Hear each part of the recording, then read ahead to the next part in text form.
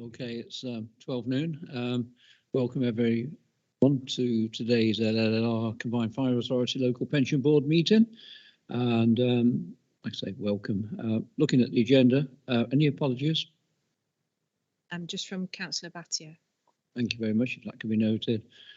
Item 2, minutes of the Local Pension Board meeting held on the 16th of June. Can we note those? I'll look to everyone. Yep. Okay, thank you very much. Item 3, conflicts of interest. No, thank you very much. So moving on to the meat of the meeting, as I always call it, the item 4, scheme manager's update. So the pension scheme manager, a verbal update, please, Colin.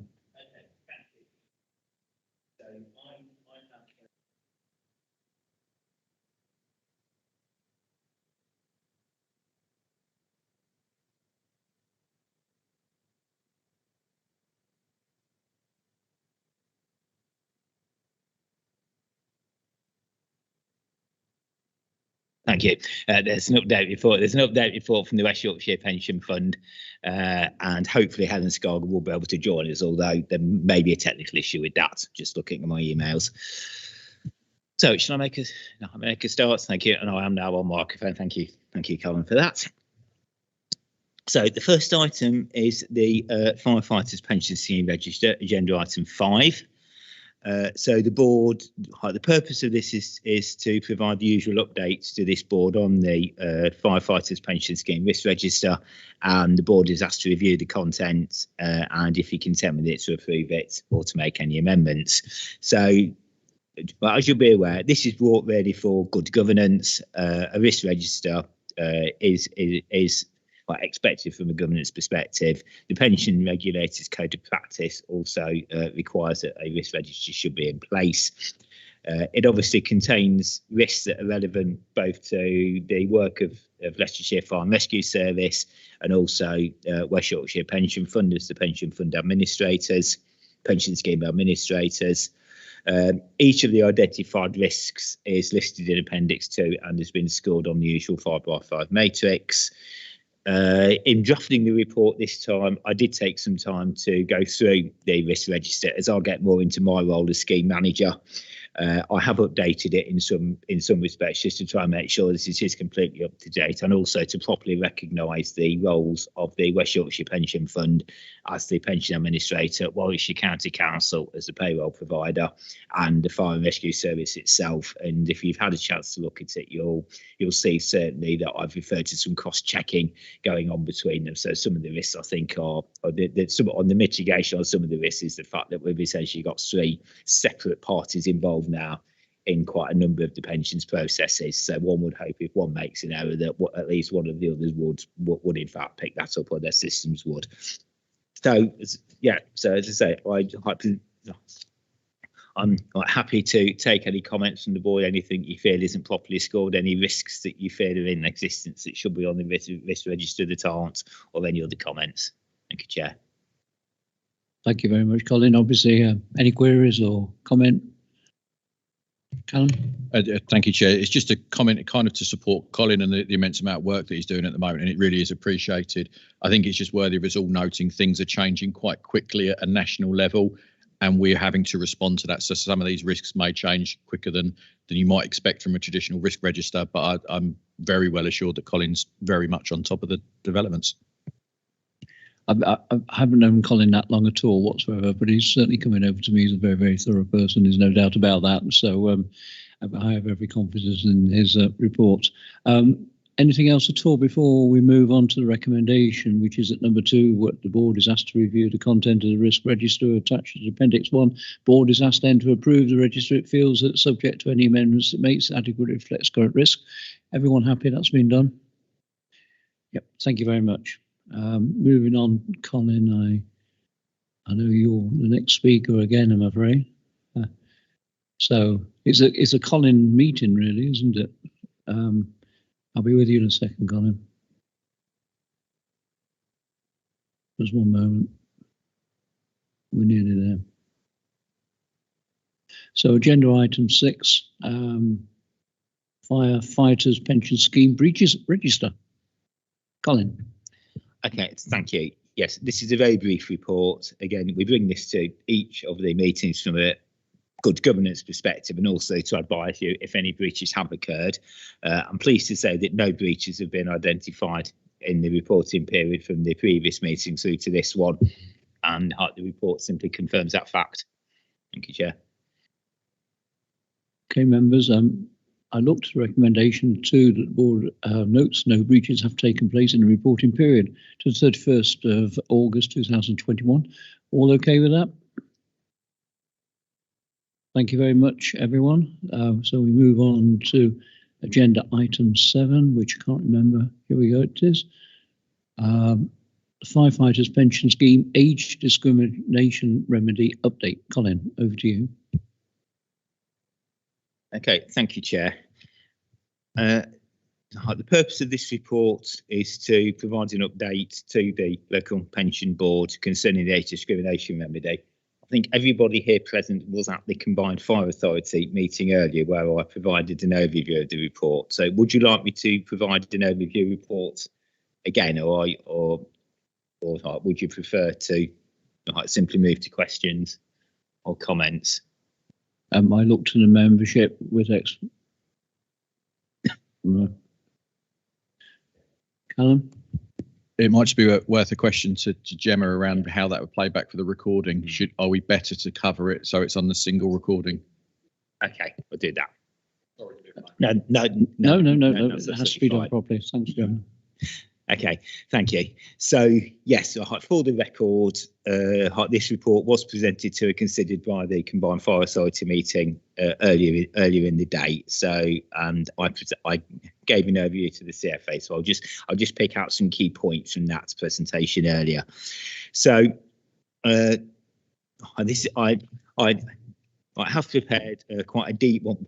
So I think is quite a detailed report on sort of the current position with the age discrimination remedy, whilst trying to summarise things within it. But there was quite a lot to cover. And again, as I get more into my scheme manager role, I'm also fully appreciating how I think the scope and complexity of the age discrimination remedy procedures.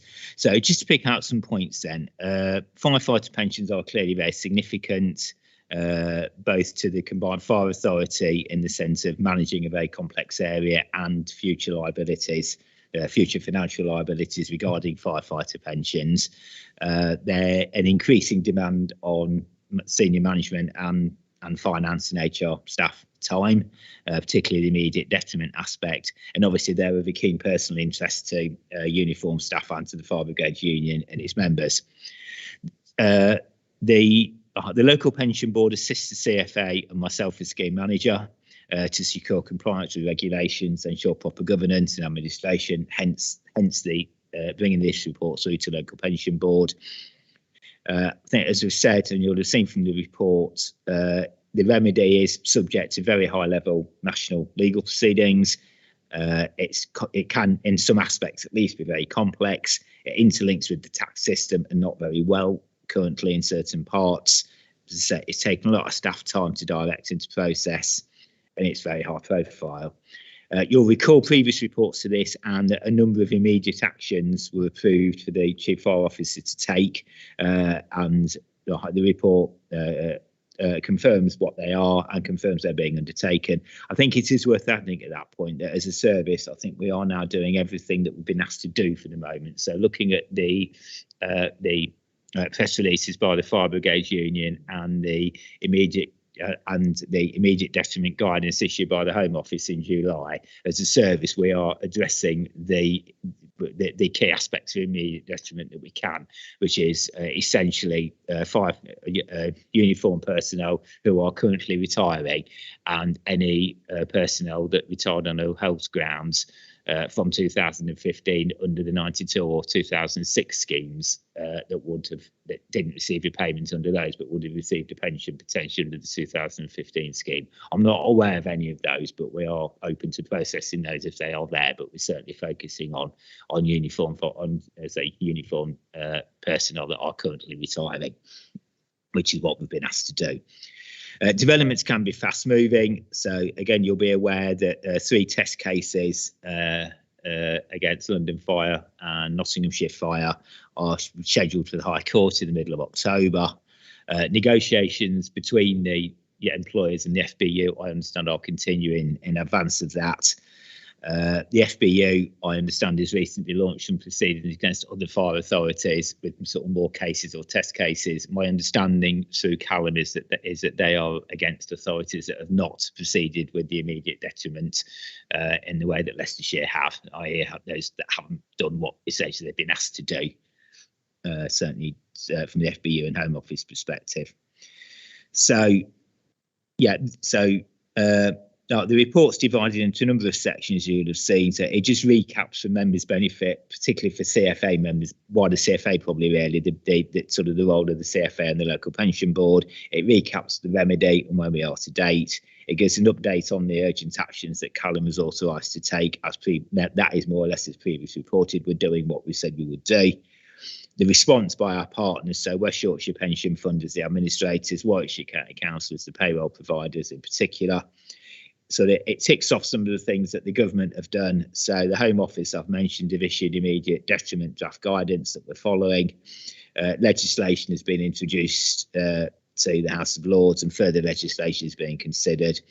Tax implications are complex with this and are being reviewed nationally.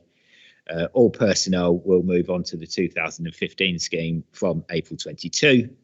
And the Home Office said that they will ensure that the deferred choice is implemented by October 2023. That essentially means that firefighters retiring will be able to decide under which scheme they retire, which scheme is counted for the 7 years.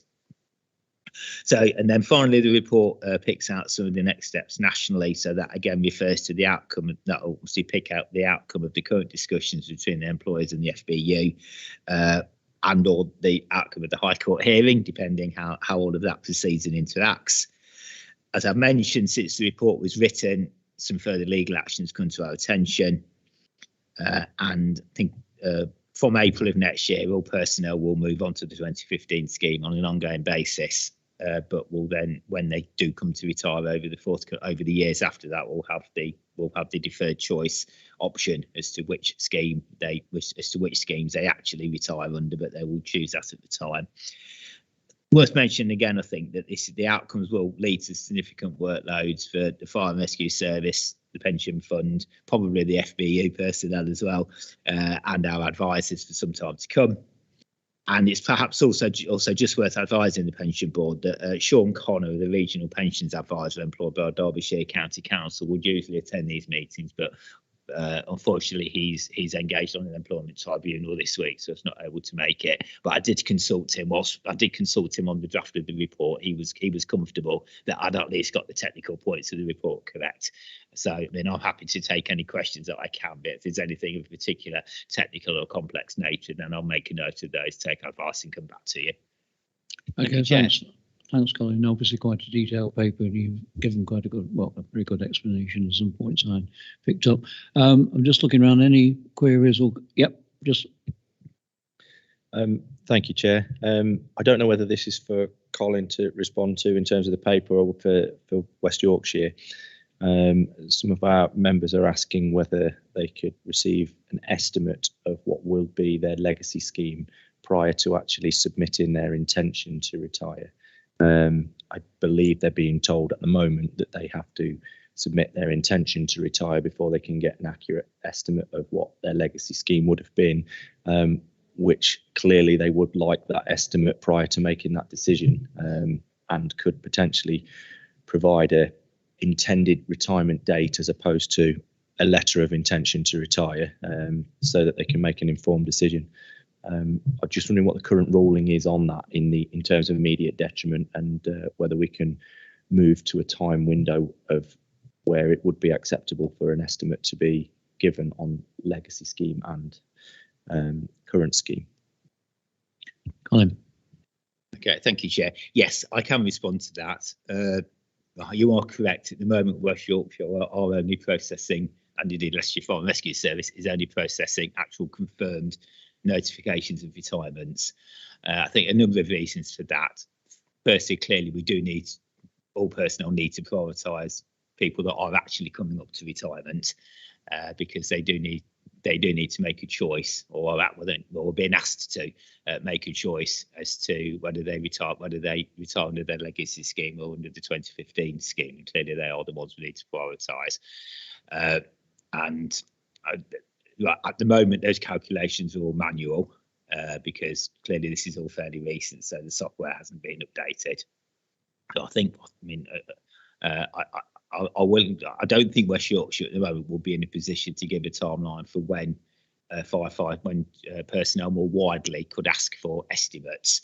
But certainly that is something that they will want to be, and I would want it to be able to at some point. But I suspect it will need to wait until we're over the current, until so the rules are clearer and there's more guidance in place, and indeed the process becomes more automated.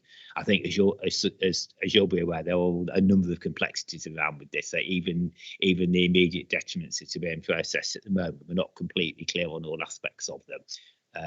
And as I say, particularly the tax implications.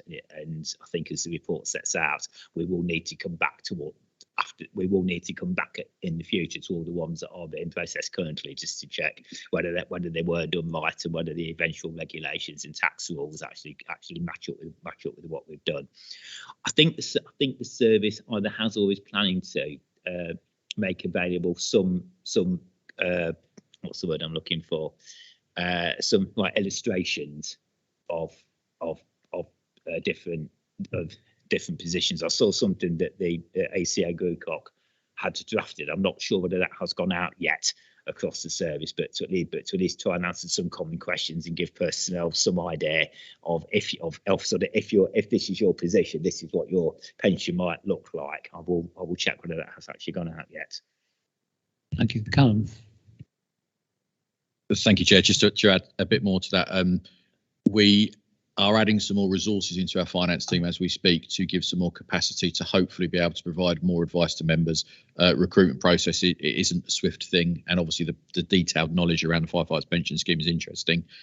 Colin, I and the Treasurer are having discussions outside around putting even more resource in to help with some of this stuff. I think it's only fair to say we are not financial advisors though, and the due diligence will need to be done by an individual. But I acknowledge it's a difficult decision for people to make without detailed information sat behind them. I think we find ourselves in a national position where West Yorkshire Pension Fund supplies probably in the region of 20 fire and rescue services at the moment, which is why they've had to introduce the time restrictions to prioritise those people. We're looking to add help, but it won't be a perfect solution, as I don't think anything is with the current situations with pensions. So sorry, Graham, it's not the answer you're looking for, but it's the honest answer of where we are.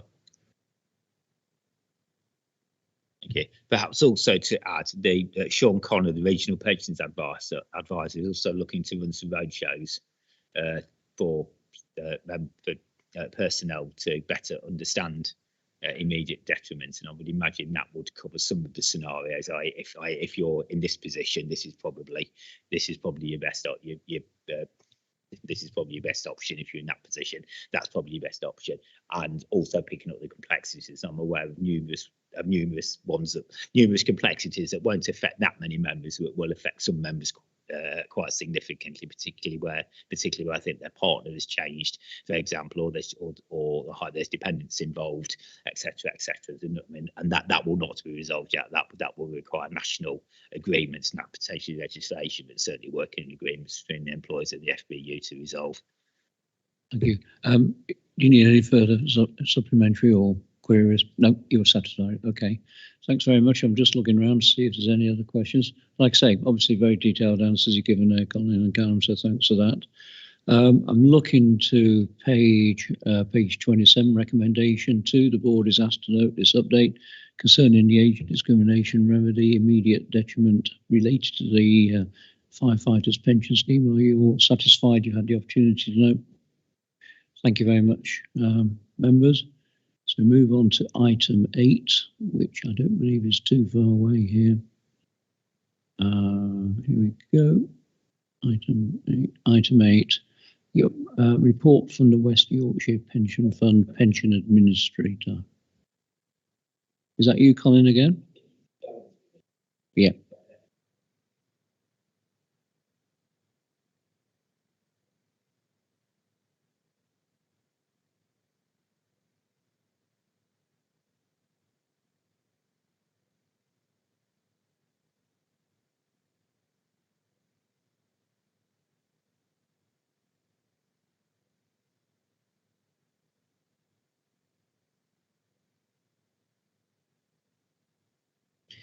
Yes, Chair. Right, it seems that Helen Scargill from West Yorkshire Pension Fund is sitting at her computer, but seems to be suffering from the same problems as we experienced during the CFA meeting, that she got that she wasn't able to actually join the meeting.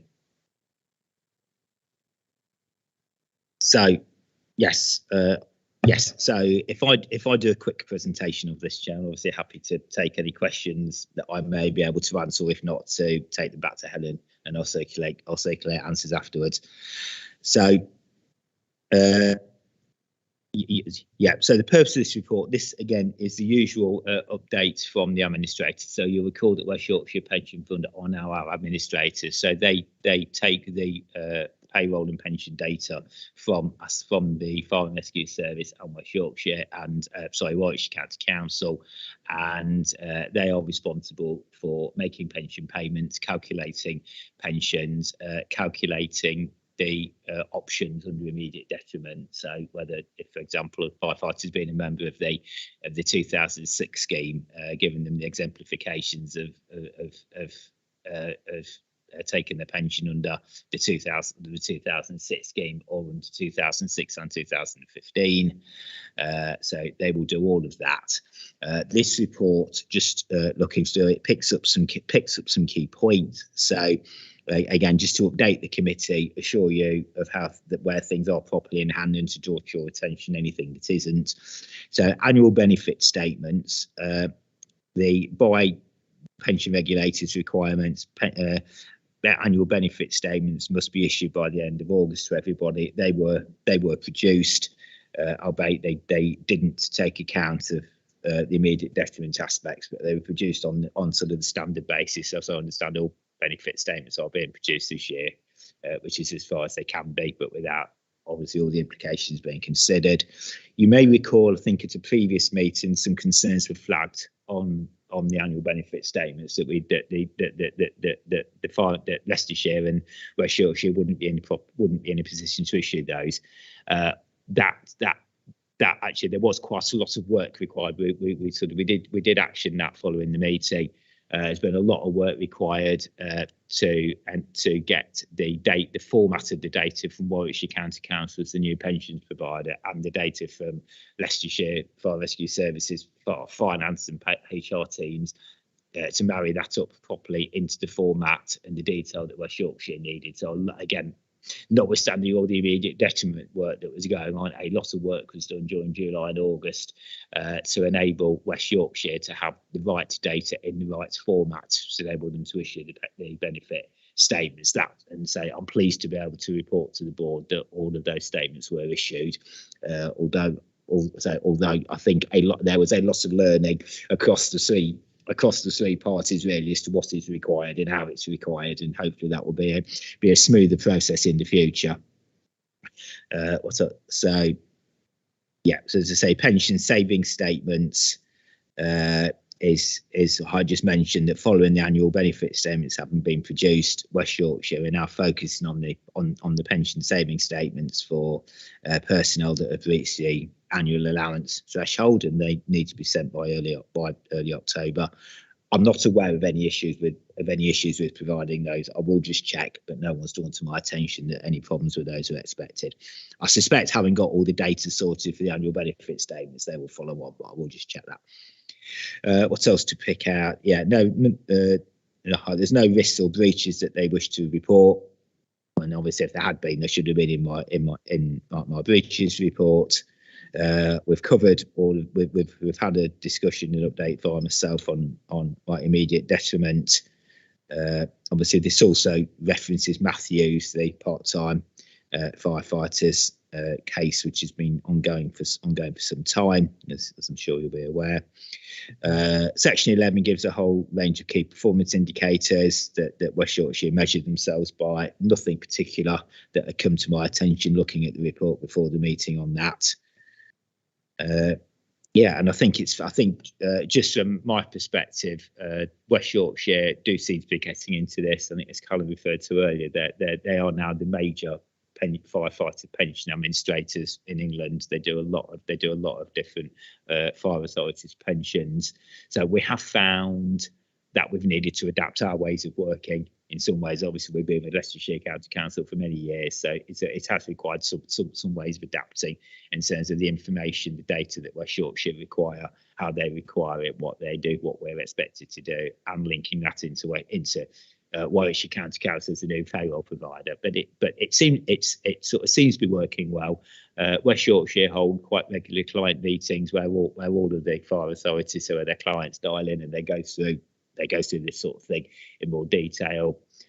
Obviously, they're available to talk to individually, and that has certainly there's been quite a lot of sort of individual conversations have gone on over the last couple of months, so particularly around the issues I've referred to, getting all the data lined up, the right data in the right format. Clearly, we're in touch with them about immediate detriment. One thing I perhaps would just make the committee aware of is that we have been firefighters who are coming up to retirement. We have been encouraging them to give us as much notice as possible so that we can so that their immediate detriment calculations can be produced, and they then have more time to make their choices to under which scheme they retire, and also if they need to be making additional contributions under the 92 or 06 scheme, they have time to do that, have a number of months to make those additional contributions and get the tax relief on them. That is potentially becoming problematic, because I think West Yorkshire are focusing on firefighters coming up to retirement, so they're prioritising their caseload across those who have got the closest retirement dates. And there's been a couple of queries over the last week or so from where our personnel have given us greater notice. West Yorkshire are not processing their figures because they're focusing on personnel that are coming up to retirement in with a much closer date. And the implication of that is that those personnel will have less time to make a choice, but also if their choice is to retire under 92 or 06, they'll need to make additional contributions, and they will want time to do that, both from management of their own finances, but also from a tax perspective. So again, we're in ongoing discussion with West Yorkshire about that. And as Callum referred to, they've only got so many staff who can work on this as well. But equally, we want our personnel to give us good notice, because that's to everybody's benefit. The longer we have to work on this, consider it and sort of do the deductions. But that may come to the FBU's attention locally. There was one case last week that I think we have got West Yorkshire to actually put through within the next couple of weeks, but we are keeping an eye on that, because there's potentially two things conflicting with each other there. We're asking for good notice, but then personnel give us a good notice in West Yorkshire are then unable to provide the figures because they're working on retirements with a closer actual retirement date. So they're the sort of things that we're needing to work through with West Yorkshire. It's not a criticism; it's simply a reflection of fact, and that this is difficult to manage, and these are not quick calculations to make. Thank you, Colin. Incredibly detailed that was. So I think I got most of it. I can't quite say I got grasp of everything, but I think I got most of it. Yeah.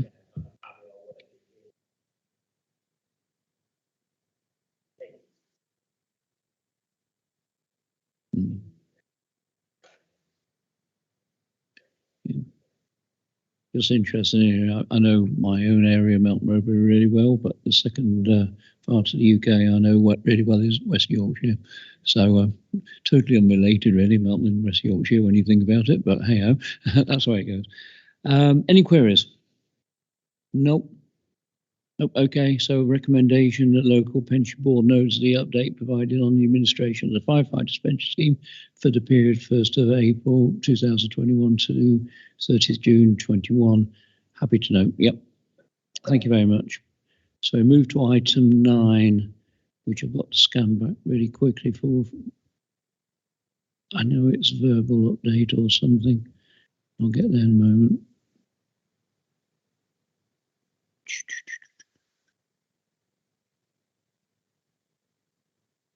That's me. Right, item 9, the employee representative input. So, yep. Thank you. Thank you. As pointed out, Chair, it's a verbal update. Two things. One, part of the question that I asked for the immediate detriment presentation, perhaps ask the board to consider to look into the option for members employees that are approaching retirement to get accurate estimates as opposed to those that have actually submitted their intention to retire. I'm not asking clearly for everybody else, but those people need an accurate estimate of their legacy scheme to make a decision to retire, as opposed to having to make a decision to retire and then getting an estimate of their legacy scheme. It seems chicken and egg, the wrong way round. But they clearly need those estimates to make an informed decision. They're not the estimates that are currently being provided as part of their annual benefit statement. And that won't be the case until October 2023, I've been told. So they really do need, at some point, maybe 6 months approaching retirement, for West Yorkshire and Leicestershire Fire Rescue Service to be able to process and provide those estimates in order to make an informed decision. So perhaps, Chair, if I ask for that to be considered and a report back to the next meeting, is the first part. The second part, and I think with the change in pension board members, this would be useful perhaps to provide availability for training for pension board members, both employee and employer representatives. I think would be useful. It's incredibly complicated. I think there's 5 schemes, maybe more, and I think it'd be useful perhaps to update that training and see what training is available to be provided. As chair, I can say yes to item 2, but item 1, I can't believe there's any problem with bringing it back to the next meeting, Colin. No, absolutely not, Chair. As we discussed earlier, I'll take that one back and see what we can do. And regards item 2, training, yes, I agree. I think that would be helpful now, given changes in personnel. So perhaps if I talk to Sean Connor, the regional pensions advisor, because I think training would go beyond my technical. Well, there's no doubt would go beyond my technical knowledge as well. So if we can perhaps find a time when Sean and the committee are available, the board are available, we can get that organised. Thanks very much. So you're satisfied? Yep. Thank you very much. Later next meeting, local pension board, Friday 3rd of December. Is that still going to be the case, or? Yeah, that's what I'm thinking. Yeah, that's following the county council meeting, was it? Nick was saying, yeah. Is everyone happy with that? Yeah.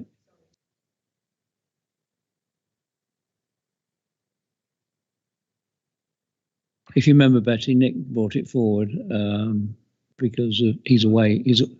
I think he's going away on the 3rd of December. That's why I think Nick's going away on the 3rd of December, so he brought everything forward. Yeah, not a problem. Okay, well, we'll see you all again on the 3rd of December, and you never know, we might even have some training set up before then. So thank you very much. Just over half an hour. Best meetings sometimes are the shortest ones, and considering there's a lot of stuff gone through there, but we've got a fair bit out of it. So thank you very much for your attendance, everyone. Bye-bye.